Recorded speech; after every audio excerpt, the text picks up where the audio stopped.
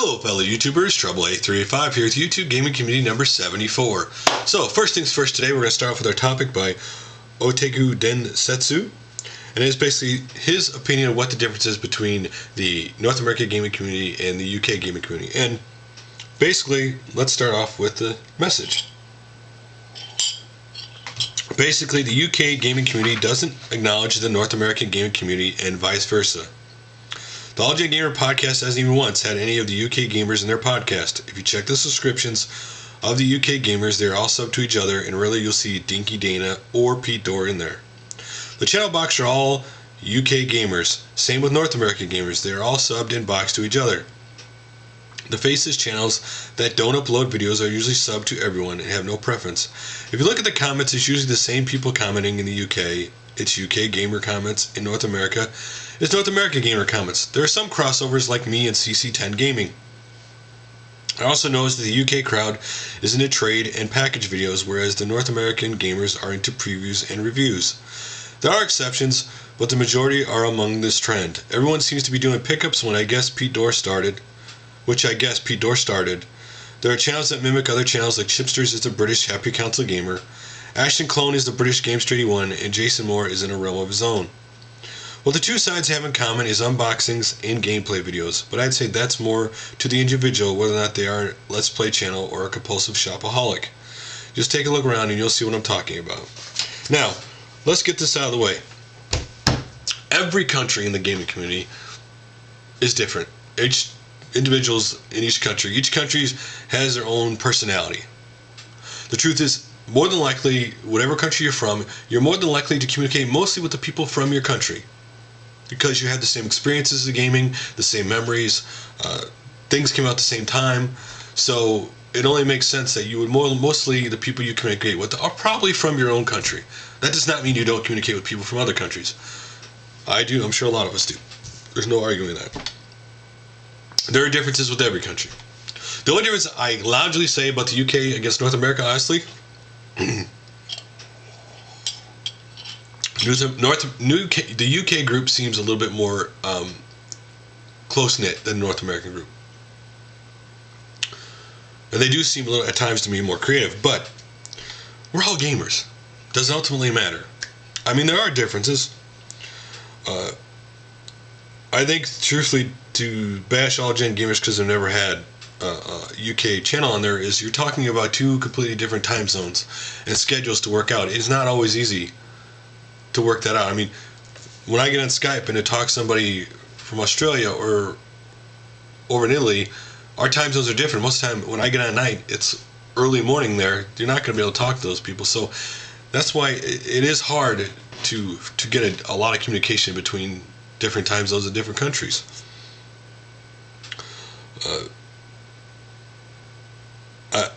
My question for you is, what little quirks do you see other countries do that others don't? Because the truth is, I mean, there are systems that came out in other countries that didn't come out over here, so their experiences with that are totally different than people over here. I mean, that's just why you end up staying. Like, my audience is mostly North American. That's who it appeals to.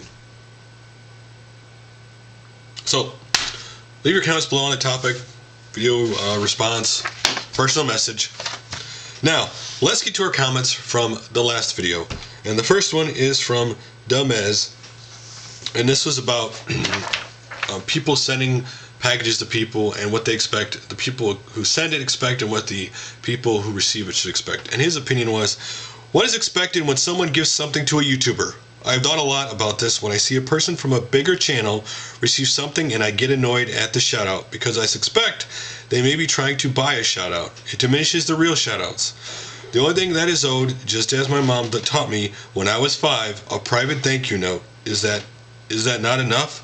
Then a gift was not genuine. If you want to buy a shoutout, negotiate your purchased shoutout privately. Next one is by CDN Gamer, and his comment was, 2 comments on this subject. Firstly, I think it's sad that people actually go do unboxing of gifts and then either bash the gift, say they already have it, or trade it or give it away later in a video. Where have people's manners gone? Secondly, all I can do is laugh at people sending gifts to YouTubers. They hardly know what with the hope of getting a shout out. I don't know what is worse, sending the payola or taking it. Great video again, dude. And last but not least is hanging with Chuck. Giving and trading games with gamers. I always thought the main objective is to trade and give a game is to share your passion for gaming. Seeing someone as passionate as you on a particular game, you'd want to share it with them. If they don't have it in their collection, I could give a shit whether they shout me out or not. However, I love to see them unpacking the box, seeing their reactions and response video, the most rewarding because you know they will enjoy it. Like when Old School Gamer NYCD sent me the games, it was not like, oh, he had asked, you know, he had these games and he asked if I was interested in the games for the system, and I said, well, yeah, that's cool, I would. And he said, well, I'm not going to play this, so I'll send them to someone who's going to. I think it's cool when people send people like art and they draw them, or they send them, you know, sprite art and stuff like that. Or sometimes, let's be honest, when because YouTube is average people, a lot of times people end up not being attached, but like the people more because they know they're average, regular people. So what they end up doing is they get so into the show that when a guy accidentally says, you know, man, someday I wish I had like Shining Force 2, right? Then all of a sudden, the person, somebody hears it and goes, you know what, I got an extra copy of that, or I don't play that, I'm going to send it to him because I like his show, I like that guy. But people do send gifts for shoutouts. I understand why people do the videos. I mean, they do it to thank the people who sent it to them. But there's no wrong or right way to do it, to be honest with you. I know that people do buy shoutouts by doing that. I know that especially the bigger channels, people send them all kinds of stuff. I never understood why people send people stuff that they're not going to know they're going to play. Or, you know, if they don't have the system and never said they want it, that kind of thing I don't understand. But anyway, so let's get to videos to check out today, shall we? And the first one is by Themegamancave, and it is my video game t-shirt collection. If you want to see him showing all of his cool t-shirts he has, check that out. And for a brand new channel who did his very first video, AnthonyzGameRoom, introduction to AnthonyzGameRoom. Next up, MrSeberi, Mr. SEBERI, Game Boy music, but not the kind you're thinking of. It's really cool how he makes the music and like he's playing parts of the Game Boy for it. It's a really cool video. Next up is Phreakindee, Treasure Hunt Math, DOS PC game review. If you've never seen another old PC game, check that out. Next up is PSI236, my top 10 arcade games. He has some really, actually a lot of arcade games I remember playing in the 80s and 90s, so you should check that out. Next up is MetalJesusRocks, Game Room Tour updated, if you want to see his updated game room. A Murphy 245, new Japanese system, if you want to see what new Japanese cool system he got. David Hassel 3L Hoff, RetroArcade 3 Mega Blast. He went to this forum and had an interview with the guy who's in charge of it, so if you're interested in checking that out. BigBangBlitz, Pixelated Blood, 500 plus fatalities. He says he did every 2D fighter fatality. This video is an hour and 10 minutes long, so if you want to see over 500 fatalities from all the old 2D fighting games you remember, check it out. Next up is the TheMephilesDomain, Sonic Spinball, Lava Powerhouse OST for music. Next, EvaXephon, MS3, Metal Gear Solid 3 Boss Battle, The Ladder. To watch this video and see how long a part of the gamer has to go up the ladder is just actually funny. And the guy who games won his Castlevania Tribute video, if you love Castlevania. And for the news, check out Yule's One's R.I.P. Jerry Lawson. If you don't remember Jerry Lawson, he did invent the Channel F system, and he's also responsible for the video game cartridge.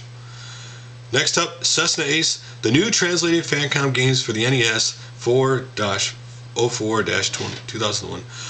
This is really cool because he goes to a site that actually gives you the Famicom games, but the label in the game is totally translated. So if you're interested, check that out. And next up is Oto U272K, America Tag Team Wrestling for the Zxspecstar. Next up is Zxspecstar, in a change of programming, Input Magazine. If you've never seen Input Magazine, check out his video. And then SuperDan88 PSP Packaging region differences. If you want to see the differences in the packaging and stuff, check it out. And NightRamp56, update collection room tour of the video game memorabilia museum, 1,000 subs. If you want to see his room with the unbelievable amount of memorabilia he has, it's just amazing what he has. Now, today I have 3 channels for you to check out. The first one is the Awesome Game Guy 202. He has 33 subs. He has Fixing a Fat PSP Video Collection, Gameplay, and How to Make a Good Game, plus pickup videos. Next up is Wicked Clown NZ. He has 204 subs. He has an arcade room. He shows arcade games. He shows arcade gameplay. He does trades, and he shows video game systems. And next up is Vibrant DRURNAL Tube. A lot of retro gameplay on his channel. He has playthroughs or parts of gameplay of older games if you're interested in that. And of course, like always, I must shout out mp4podcast.com for all the links he sends me. And guys, if there is a video out there you think I should shout out, if there's a channel you think I should, just simply send me a message, send me a link, and tell me the reason why you like that video, that channel, or your video, or your channel. And I will let you know if I shout it out or not. Till next video, guys.